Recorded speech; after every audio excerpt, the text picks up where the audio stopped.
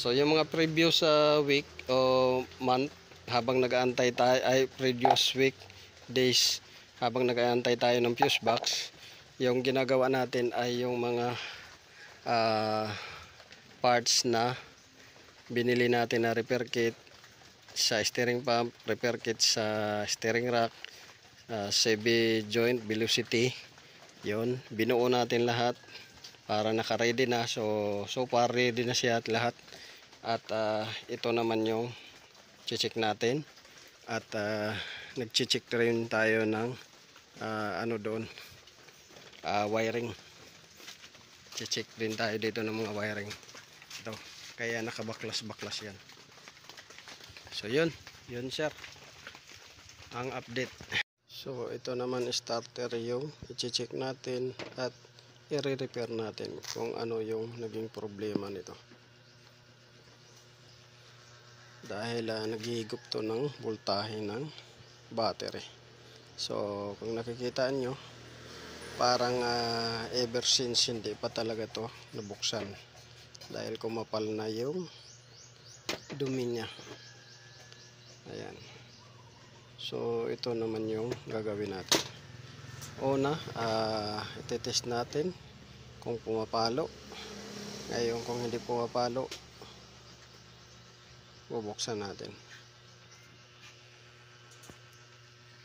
So ayan, nilinis muna natin. Yan, inalis muna natin yung mga putik-putik at saka mga grasa, mga langis na kumapit dyan sa casing ng starter. So kailangan na bago nyo buksan, malinis yung labas para pag hawak ninyo hindi papasok yung mga dumi-dumi dun sa loob at hindi siya magkaroon ng problema. So nilinis na natin muna dyan at pinapatuyo natin. Yan. So bago ko pala guys makalimutan sa inyo, so kung magdugtong kayo ng wire, kailangan gumamit kayo ng soldering iron. So mayroon tayo dito soldering paste at soldering lead mayroon tayo at saka soldering iron ito para maiwasan yung short circuit. Kasi kadalasan sa number 1 issue ng short circuit ay yung mga dugtungan. Halimbawa nagdugtong kayo ng wire, pinulupot lang ninyo, tapos pag pulupot ninyo nilagyan ng electrical tape, ang problema prone siya sa laging nababasa. So pagka laging nababasa, nagko-corrosion yon. Pag corrosion, iinit yung wire hanggang sa masusunog.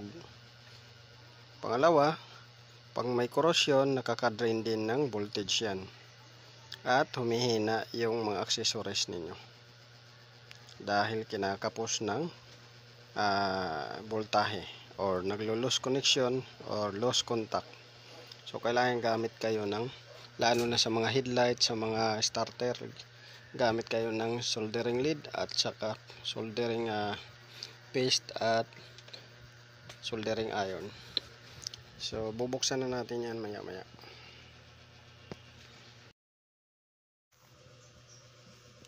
So dito i-check natin to kung pumapalo ba to, ganyan. I-check natin. So dito nakakabit yung positive wire nang galing sa battery, dito nakakabit. Ito yung transfer circuit nya patungo to dito sa winding ng stator, ito, or starter, or dito sa carbon brush. So paano mo i-check nito? Lagyan lang ninyo dito ng positive at i-ground ninyo dito, dapat gaganon to. So negative lagay natin sa body. So dapat so pagka ganyan kung may kislap, meaning ano yan, short na, short yan pagka yan kung may kislap. So hindi gumagana, stuck up na yung ano nito. So dapat gaganon to, gaganon, magre-response. Ang problema, yung solenoid na to is stuck up na, short circuit pa. So dito ang terminal ng positive, ito yung transfer ng circuit ng positive patungo dito sa carbon brush. So ngayon confirm natin ito nasira. So dito naman tayo sa starter motor. Okay. So dito guys, nabuksan na natin at na-check, visual check. So una, ito chinik natin, stuck up na, at saka yung contact niya ay short na, nag-short na. So ating na-check na to, solenoid, starter solenoid valve. So ito siya, palitin na to, kailangan ng palitan. Original pa talaga niya to. So mayroon na siguro itong mga ilang years. So 15 years or 20 years. Original pa niya to. Di pa talaga to napalitan.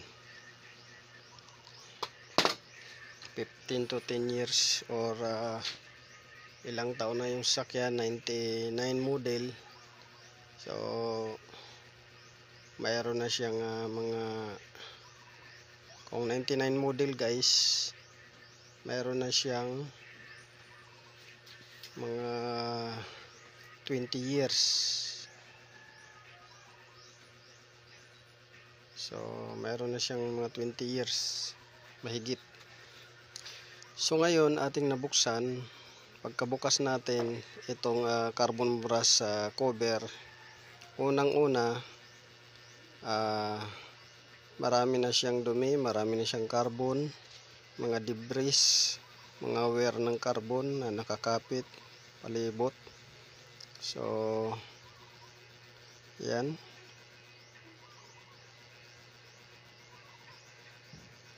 Pangalawa, itong ano natin cover, kasi una natin chinik tong solenoid valve, so palitin na yan. Ito madumi at maraming debris, mga wear ng carbon. So pangatlo, kasi ang kasunod nito, itong carbon brush holder. So yung carbon brush holder, pudpud na siya. Ayan, pudpud na siya hanggang sa uminit na to siya dahil nag short na, hanggang sa naputol na yung carbon brush, hanggang sa naputol na. Ito siya, yan, yung carbon brush na yan naputol dahil uminit na, nag short na siya. Tapos nabasa pa yata to ng tubig. Ayan, may kalawang, yan, may kalawang.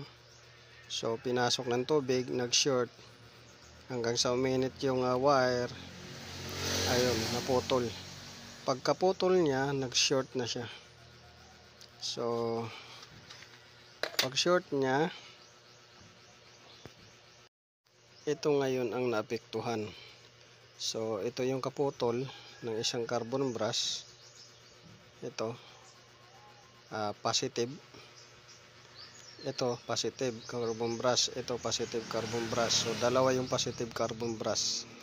So ang naputol sa positive carbon brush, hanggang pagkaputol nito sumayad. Pagsayad dito, siyempre naputol, positive. Pag start mo, nakasayad na siya sa body. Dito sumayad, ayan, may spark, may spark siya, ayan, may spark na lamat, dinaanan. Ngayon ang nangyari, kasi ito yung negative carbon, ito yung positive negative carbon, ito negative carbon din, connection.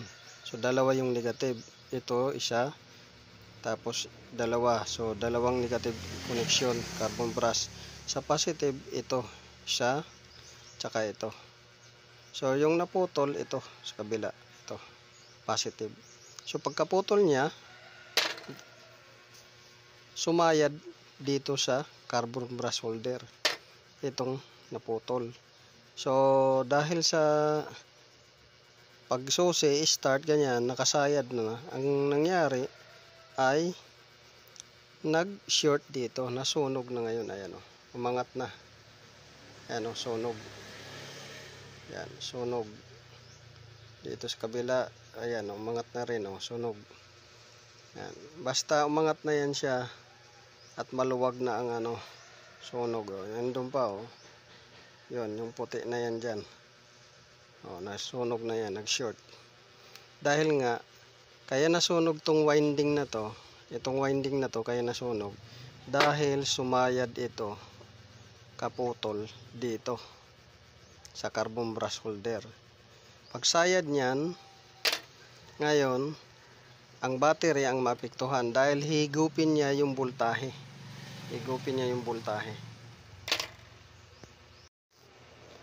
Pagkahigop niya ng voltahe nito, magde-drain yung battery, masisira yung battery. Dahil panay charge kayo ng battery, charge nyo naman, tapos salpak, ngayon kumakain to ng voltahe, nagde-drain. So ito siya, palitin na, sira. Ito rin siya, palitin na, sira. Ito. At saka ito. So pagdating naman dito sa stator, ito yung stator sa armature, ito naman ang problema niya. Dahil nag-short na yon, ito nag-short na rin. So yung commutator brush or brush brush contact, ito ang tawag nito, commutator brush. Ito yung segment na yan. Ngayon ito nabungi, yan, nabungi, may bungi. Ito nabungi rin. Ito nabungi rin. Ito nabungi. Tapos ito nabungi. Ito bungi. So halos 10 yung nabungi dito. So palitin na to. Dahil hindi na rin magagamit yan. Dahil once na yung carbon brush dyan, lagi nabubungi yan. Bubungiin niya yung bagong carbon brush. Dahil yung carbon brush ay yung commutator brush, bungi, maapektuhan yung carbon brush, bubungiin din niya yan, sisirain. Yan. Tapos ito may sign na rin ng short circuit siya. Ayan. Malalaman nyo guys pagka may mga short circuit to siya dahil yan, kahit hindi nyo gamitan ng tester, luluwag yung mga windings sa loob. Ayan, lumuwag yung windings. Kumbaga nangatunaw na yung insulation niya, natunaw na. At manipis na rin yung commutator brush. Ayan sobrang nipis na di ba? Makapal to dapat mga ganyan ang kapal yan yan, manipis na. So automatic ito, papalitan na to siya ng buo dahil sira to, sira din to, at sira to. So di ka rin naman makabili ng ganito lang. At ito pwede bumili ng ganito lang, pero ito wala kang mahanap na ganito magtitinda. Kompleto yan. So yan. So yun. So i-review ko lang bakit nagde-drain ang battery ninyo. Dahil yung rotor winding at saka commutator brush ay short circuit na. Yung stator short circuit na rin. Yung carbon brush holder short circuit na rin. At solenoid valve short circuit na rin. So magde-drain yung battery ninyo, ipa-charge na naman ninyo, gagamitin ninyo, drain na naman charge. So masisira talaga yung battery nyo kung ito ang problema, starter. Minsan hindi lang starter, minsan alternator din problema yan. Pero malalaman nyo kung alternator ay may problema, ay ayaw mag-charge. Yan. At minsan nangangamoy siya, yung winding masusunog, nangangamoy, magsushort circuit. So ito, malalaman ninyo ayaw nang gumana kahit rektahan ninyo ng battery connection ninyo. So yun, kailangan palitan na to.